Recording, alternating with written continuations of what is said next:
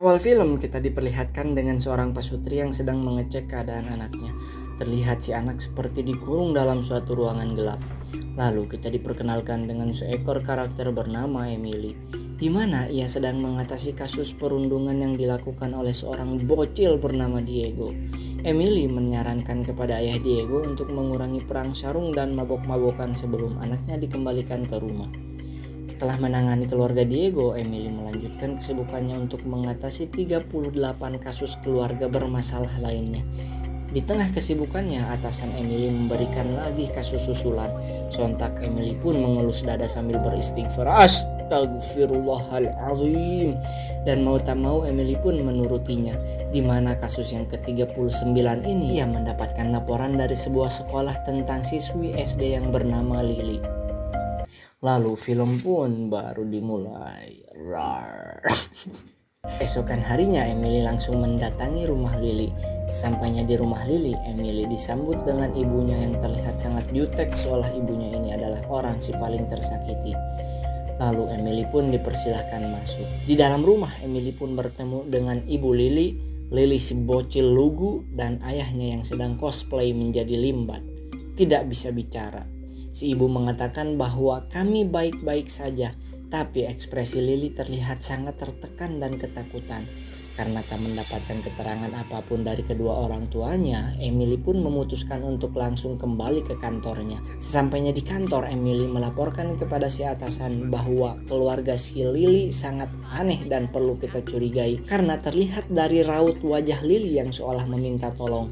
Si atasan mengatakan bahwa kita tidak bisa bertindak jika tanpa ada bukti kekerasan fisik. Karena si Emily yang terus mendesak, akhirnya si atasan memutuskan untuk memanggil kedua orang tua Lily untuk menghadap langsung ke kantor si atasan. Di keesokan harinya saat keluarga Lily mendatangi kantor tempat Emily bekerja, ia langsung diinterogasi oleh Emily dan si atasan.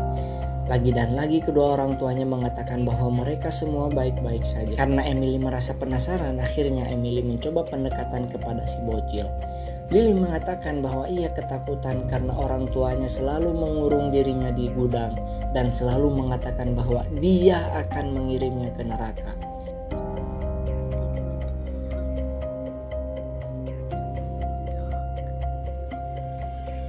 Karena si atasan yang sudah tidak peduli dengan kasus keluarga Lily dikarenakan kurangnya bukti, si atasan pun memutuskan untuk menutup kasus ini tanpa tindakan apapun. Tapi si Emily yang memiliki belas kasih yang sangat tinggi, ia memutuskan untuk mendatangi temannya yang bernama Mike.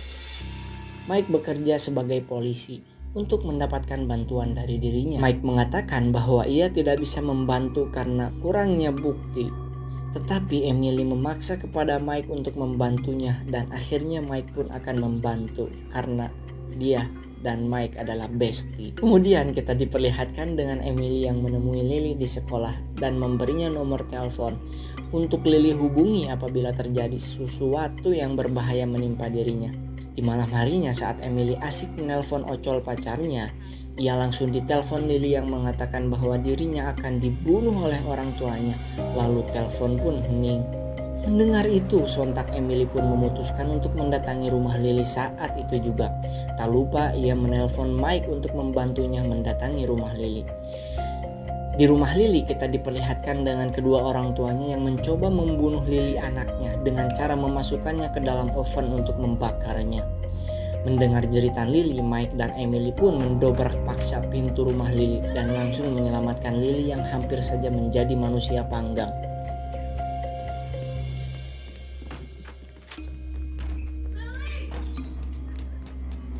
Di keesokan harinya orang tua Lily pun dituduh bersalah dan hakim memutuskan untuk merehabilitasi orang tua Lily untuk sementara waktu. Karena Lily masih seorang bocil dan tak mungkin dia diam sendirian di dalam rumah tanpa orang tuanya, ia pun dimasukkan ke tempat penitipan anak untuk sementara waktu. Di sini Lily yang tak ingin ditempatkan di dalam panti meminta kepada Emily agar ia bisa tinggal bersama di rumahnya.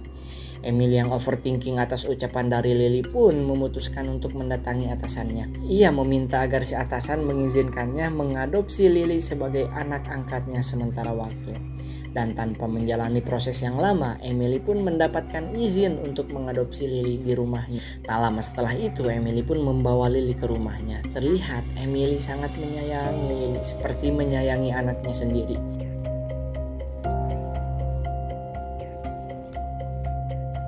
Di keesokan harinya, Emily mendatangi rumah Lily untuk mengambil barang-barang keperluan Lily.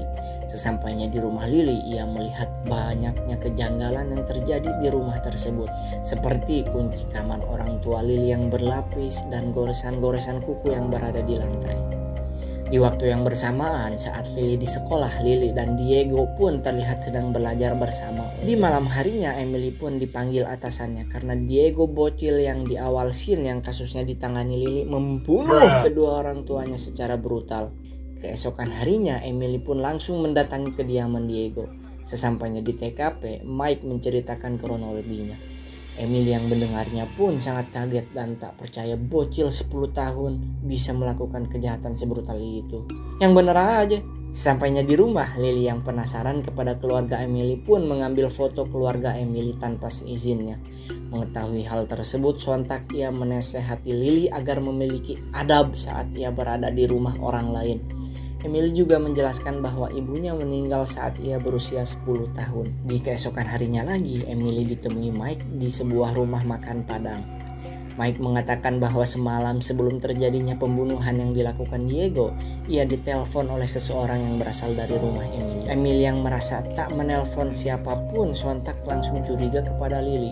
Di malam harinya mereka berdua memutuskan mendatangi Lily untuk menanyakan apakah ia menelpon Diego atau tidak. Lily pun mengatakan bahwa ia tak melakukannya. Mike yang tak ingin memaksa bocil pun akhirnya pergi. Saat berpamitan kepada Emily, Mike mengatakan bahwa bocil itu pendusta.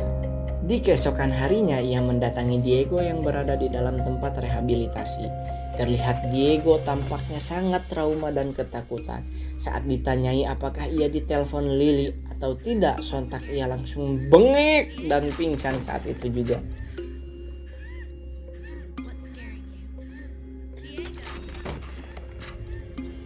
Di rumah sakit, Emily mendatangi lagi Diego yang sedang dirawat dan mencoba menanyakan lagi tentang apakah ia ditelepon Lily.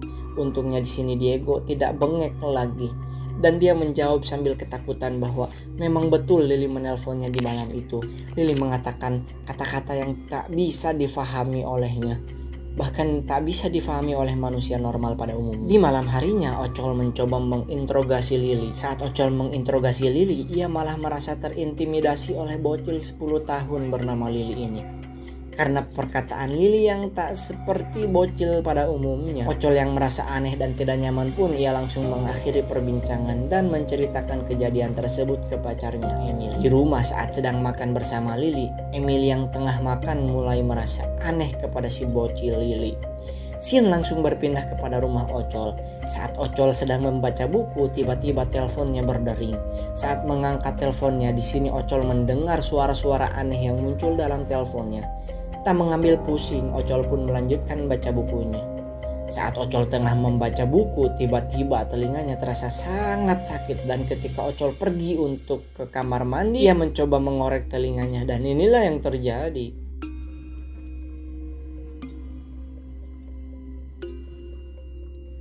Iya, keluar lebah dalam telinganya. Tak lama setelah itu muncul puluhan lebah dari telinganya. Lalu tiba-tiba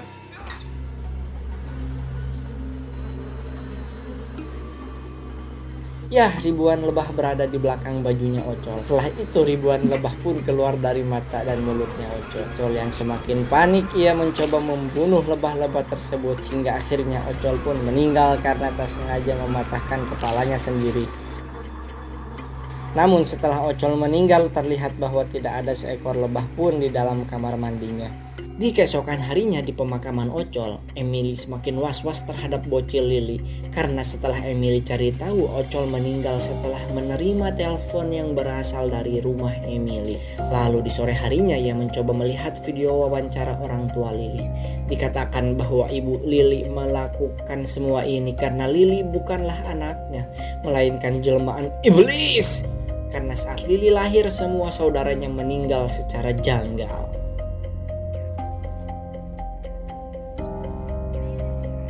Kemudian Emily yang semakin penasaran mencoba menemui langsung orang tua Lily. Dan di sini kata pertama yang ia ucapkan adalah siapa yang meninggal.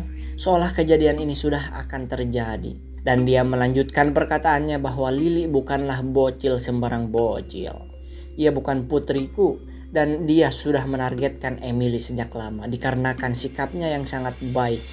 Karena diketahui makanan Lily adalah sikap baik manusia. Ayah Lily lanjut menjelaskan bahwa semua kematian berawal dari telepon yang berasal dari Lily. Emily yang menyesal memungut anak dajjal ini pun kembali mendatangi ketua pemilik panti untuk mengembalikannya ke tempat pengasuhan. Tetapi Nancy tidak memberinya izin karena Emily sudah mengatakannya dari awal untuk memungutnya di rumah. Di sekolah saat Emily menjemput Lily, ia yang melihat Lily sedang berbisik kepada temannya pun langsung menyeretnya pulang karena dikhawatirkan temannya ini akan jadi korban berikutnya. Di tengah perjalanan pulang, Emily melarang Lily untuk melanjutkan sekolahnya. Mendengar itu si bocil dajjal ini pun spam, "Why Emily, why Emily, why Emily, why Emily, why Emily." Dan inilah yang terjadi.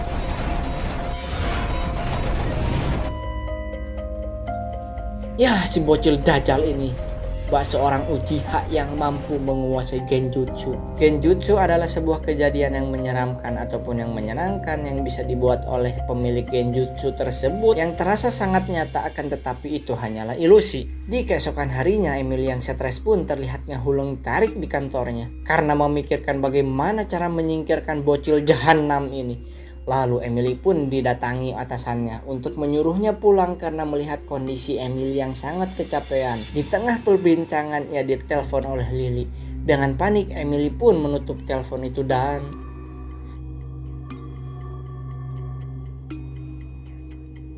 ya, seketika seisi kantor menjadi sepi dan hening. Sesampainya di rumah, Emily yang disambut oleh Lily pun tak memperdulikannya. Lantas Emily yang ketakutan pun langsung pergi ke dalam kamarnya dan mengunci pintu kamarnya dengan kunci ganda. Lily yang ketakutan berdiam diri di kamar pun meminta Emily untuk menemaninya. Dan ia terus menggedor-gedor pintu kamar Emily. Dan saat ketukan pintu berhenti, Emily yang penasaran pun mencoba mengeceknya keluar. Dan inilah yang terjadi.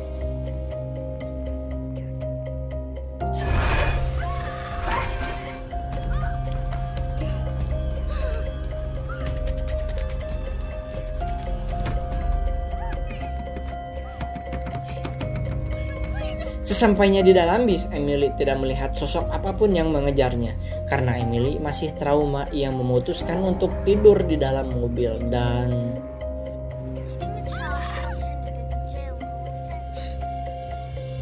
bejir, kata gue teh, tiba-tiba si bocil jahanam ini berada di dalam mobil Emily dan mengatakan bahwa Emily harus mengikuti semua perintah yang ia inginkan. Di keesokan harinya, Emily mendatangi lagi ayah Lily dan mencoba menanyakan bagaimana agar semua ini berhenti. Lalu si ayah Lily mengatakan bahwa ia harus membunuhnya saat Lily sedang tertidur karena itulah satu-satunya kesempatan. Dan Emily disuruh agar tidak takut karena semakin dalam rasa takut Emily, semakin kuat juga ketakutan jahat dari Lily. Sesampainya di rumah, Lily yang sedang menonton kedua orang tuanya di TV pun benci kepada mereka atas percobaan pembunuhan kepada dirinya yang lalu. Di sisi lain kita diperlihatkan ibu Lily yang sedang berada di dalam sel. Ia mengalami kejanggalan dan inilah yang terjadi.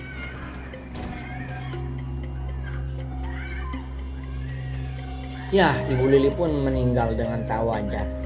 Hal yang sama pun terjadi kepada ayah si Lily dan ia pun sama tewas dengan tak wajar. Kembali kepada Emily, ia yang akan pulang pun mampir ke apotek untuk membeli obat tidur dengan dosis yang brutal. Sesampainya di rumah, ia yang melihat kondisi rumah yang hancur berantakan, tak sengaja melihat foto-foto yang berjajar di lantai rumah. Dan semua orang yang berada dalam foto tersebut pun sudah mati kecuali dia dan Mike temannya. Di waktu yang bersamaan kita diperlihatkan Mike yang hendak pulang dan inilah yang terjadi.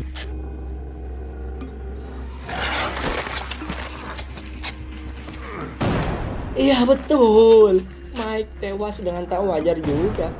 Emily yang mengetahui kabar kematian Mike melalui telepon pun sontak sangat kesal kepada Lily dan melampiaskannya langsung. Yang membanting TV, mengacak-ngacak popcorn dan mengusirnya. Lily yang terdiam sejenak pun sontak berkata,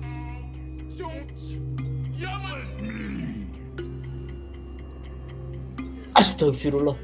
Khodam Lily pun mulai menampakkan jati dirinya. Emily yang ketakutan pun lari ke kamarnya dan mengunci dirinya di dalamnya. Lily yang memiliki khodam pun dengan mudah mendobraknya dan mengatakan, "Kamu harus menuruti semua kemauan." Emily yang ketakutan pun mau tak mau menurutinya. Setelah keadaan sedikit membaik, Emily pun membuatkan minum untuk Lily dan memasukkan obat tidur dosis brutal tadi ke dalamnya. Saat Lily tertidur pulas, Emily yang sudah sangat pusing pun memutuskan untuk membumi hanguskan rumahnya sendiri bersama si bocil jahanam di dalamnya. Saat semuanya terbakar lalu film pun belum berakhir, ya belum lah kak. Saat semua terbakar, Emily yang didatangi bombe pun tak sengaja melihat bocil jahanam itu sudah berada di luar dengan keadaan sehat walafiat. Astagfirullah. Di keesokan harinya, Emily yang sudah tak memiliki rumah pun akan mudik ke rumah orang tuanya. Di tengah perjalanan, ia pun mencoba kembali membunuh Lily dengan cara ugal-ugalan dan mencoba bundir bersama. Lalu pikiran Emily pun kembali diganggu oleh Lily dengan memperlihatkan masa lalu kematian ibu dari Emily. Emily yang mengingat perkataan ayah si Lily pun mencoba untuk tidak takut dan mencoba melawan pikirannya tersebut agar si Lily tidak punya daya dan upaya untuk mengganggunya. Tak lama setelah itu, Emily pun memasuki mobilnya ke dalam air. Di sini saya kira Emily akan pasrah dengan keadaan. Rupanya dia yang belum merasakan nikmat dunia pun mencoba menyelamatkan diri. Emang nikmat dunia apa bang? Itu memasukkan daging ke dalam daging guys. Dengan cara berenang ke daratan. Saat hendak berenang, astagfirullah, tangan si bocil berubah menjadi tangan iblis dan mencoba menarik kaki Emily. Dan yang akhirnya Emily pun bisa melepaskannya dan naik ke permukaan dengan selamat.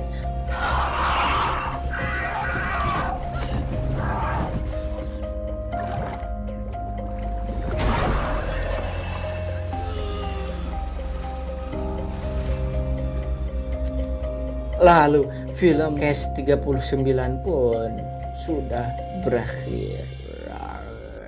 Bagaimana? Sangat menegangkan bukan? Atau biasa saja? Menegangkan? Biasa saja? Komen di bawah. Kesimpulannya, film ini menceritakan tentang Emily yang berjiwa sosial tinggi, mencoba menyelamatkan bocil di luar pekerjaannya. Emily yang tak mengetahui bahwa yang ia selamatkan adalah bocil iblis laknat pun mengalami kejadian tragis. Dimulai matinya semua teman dekatnya, terbakar rumahnya, tenggelam mobilnya. Dan itu semua dikarenakan oleh Emily yang menyelamatkan bocil yang terlihat sekilas mengkhawatirkan. IMDb untuk film ini adalah 7,2/10. Hikmahnya adalah jangan mudah menyimpulkan atas apa yang sekilas kamu lihat. Bisa jadi apa yang kamu lihat buruk, hakikatnya itu baik. Dan begitu pun sebaliknya. Apa? Penjelasannya gak jelas. Ya tonton aja sendiri.